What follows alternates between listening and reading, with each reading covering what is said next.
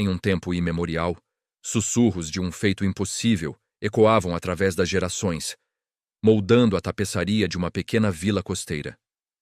A lenda do homem que caminhou sobre o mar não era apenas uma história, era um farol de esperança, um milagre venerado que desafiava a própria natureza. Contava-se de um ser que, com passos firmes, desafiou as ondas, transformando a superfície líquida em um caminho sólido.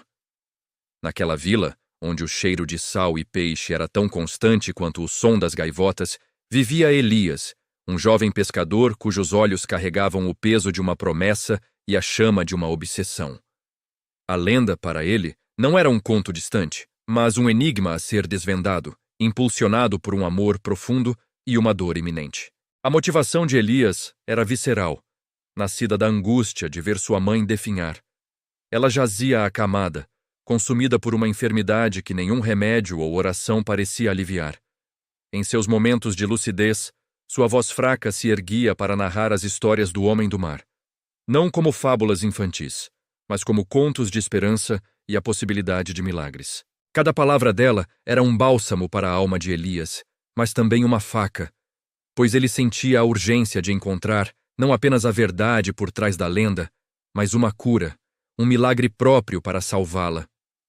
Ele havia prometido, com o coração apertado, que encontraria a resposta, ligando o poder místico do mar à salvação de sua mãe. Lena, sua irmã, observava com uma mistura de ceticismo e preocupação. Mais velha e prática, ela via a fixação de Elias como uma fuga da dura realidade, mas seu amor por ele era um escudo, mesmo que intangível. Um dia, enquanto arrumava os pertences antigos de seu avô, Elias deparou-se com um mapa envelhecido, suas bordas puídas pelo tempo. Não era um mapa comum. Os símbolos estranhos e as referências a uma pedra do sol e águas que enganam acenderam uma faísca em sua mente. O avô, um homem de muitos segredos e um estudioso do oculto, havia deixado ali pistas sobre o homem do mar. A revelação atingiu Elias como uma onda forte. Seu avô não era apenas um contador de histórias, mas um guardião de um legado. E aquele mapa era a chave para desvendar o segredo que ele tanto buscava. A descoberta solidificou a determinação de Elias. Ele sabia que a jornada seria perigosa, mas a promessa feita à sua mãe era um farol que o guiava. Lena tentou dissuadi-lo, suas palavras carregadas de medo e preocupação. Elias, essa lenda é apenas isso, uma lenda. Não podes deixar a tua mãe sozinha por uma quimera, implorou ela. Mas a determinação do irmão era inabalável. Os olhos de Elias brilhavam com uma convicção que nenhuma súplica podia apagar. Ele se despediu da mãe adormecida, um beijo leve em sua testa febril, e partiu. Deixou para trás a vila, a irmã preocupada e a mãe doente. Rumo ao desconhecido, impulsionado pela esperança e pelo peso de sua promessa.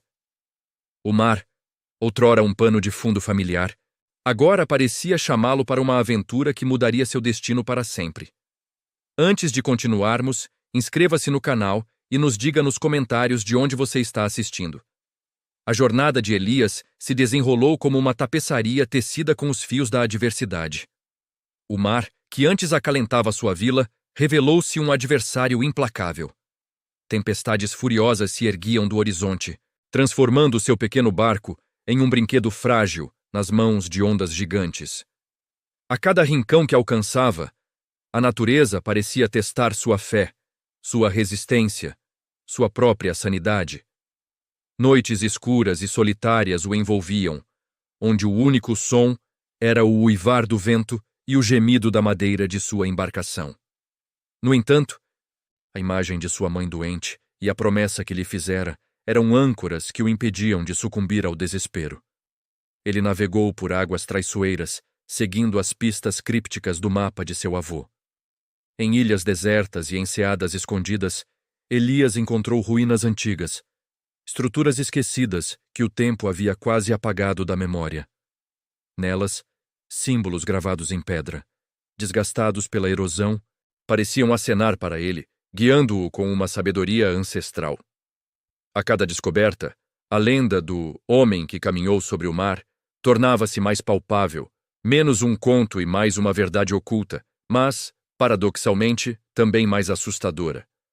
A grandiosidade do mistério o envolvia, e Elias sentia que estava se aproximando de algo que poderia alterar para sempre sua compreensão do mundo. Após semanas de navegação exaustiva, Elias finalmente avistou uma ilha remota, envolta em uma névoa perene. Ao pisar em terra firme, a sensação de isolamento era quase opressora. Caminhando por trilhas sinuosas e densas florestas, ele encontrou uma cabana rústica, quase camuflada pela vegetação. Lá vivia um ermitão idoso, com olhos que pareciam ter visto eras, e uma barba longa e branca que caía sobre seu peito. Era o último guardião do segredo, o elo final de uma corrente que se estendia por séculos. O ermitão o recebeu com uma calma que contrastava com a impetuosidade da jornada de Elias, e começou a desvendar a verdade. O homem que caminhou sobre o mar não foi um milagre divino, meu jovem. Proferiu o ermitão com uma voz rouca e profunda. Foi o uso habilidoso de uma antiga tecnologia.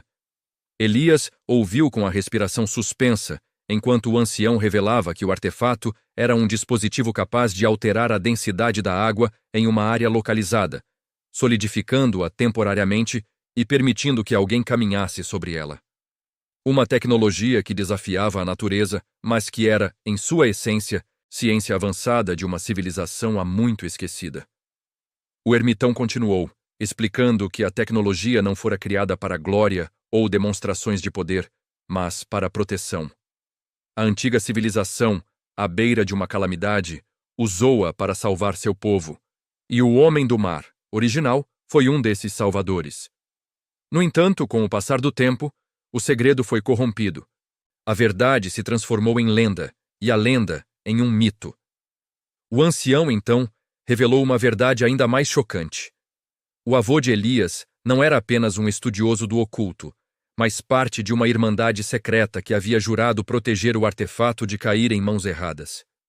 Para provar suas palavras, o ermitão trouxe um diário antigo, encadernado em couro, as páginas amareladas pelo tempo. Era o diário secreto do avô de Elias. Nele, Elias encontrou anotações detalhadas sobre a existência da Irmandade, uma organização que, ironicamente, se dividiu. Uma facção buscava o artefato para seus próprios fins, acreditando que ele lhes traria poder e controle absolutos.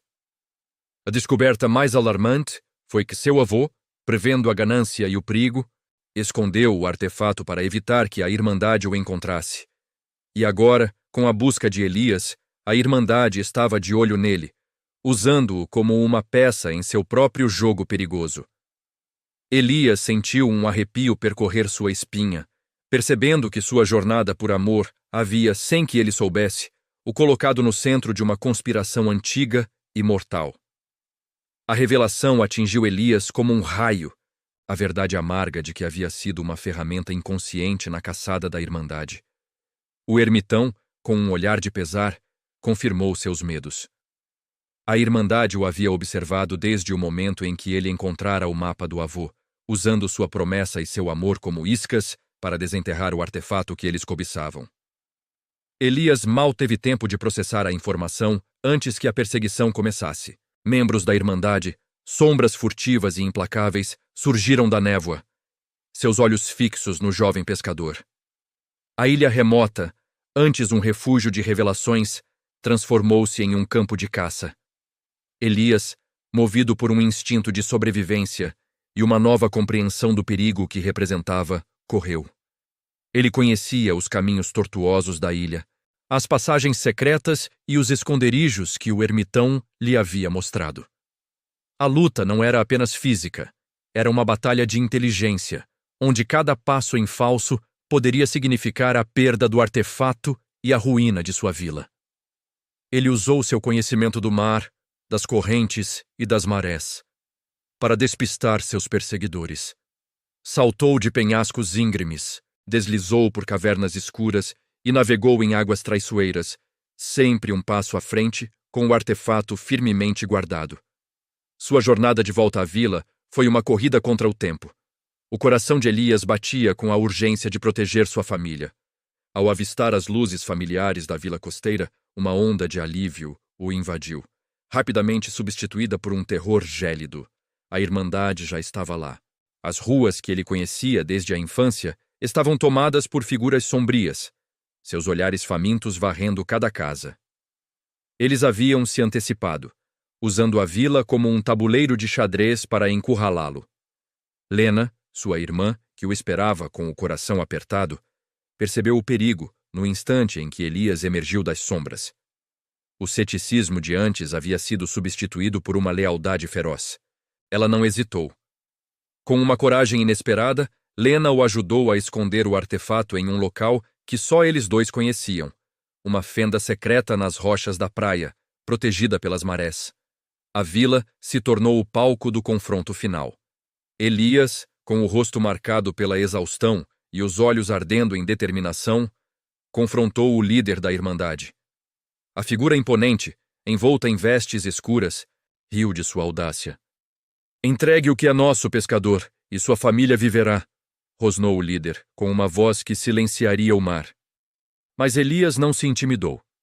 Ele revelou a verdade sobre o homem do mar.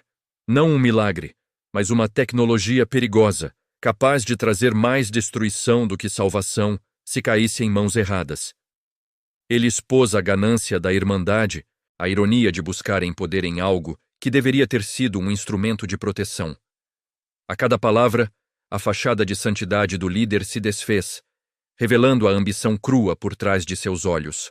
O líder da Irmandade, enfurecido, ordenou que Elias fosse capturado. A vila mergulhou no caos, mas a determinação de Elias era inabalável. Ele sabia que tinha uma escolha crucial a fazer. O artefato, ainda que escondido, era uma tentação, a promessa de curar sua mãe, de cumprir sua promessa. Ele poderia usá-lo para salvá-la, para se tornar o homem do mar que sua mãe tanto idolatrava. Mas Elias havia visto a verdade, a corrupção que o poder do artefato podia gerar. Ele percebeu que a verdadeira cura não residia em um milagre tecnológico, mas no amor e no sacrifício. Com uma decisão que ecoou com a força das ondas, Elias recuperou o artefato e, diante dos olhos chocados da Irmandade e dos aldeões, o destruiu. As antigas engrenagens se estilhaçaram, os cristais se desintegraram em pó, e o poder que havia enganado a humanidade por séculos se dissipou no ar. A lenda do homem que caminhou sobre o mar não seria mais um conto de poder corrompido, mas de um sacrifício.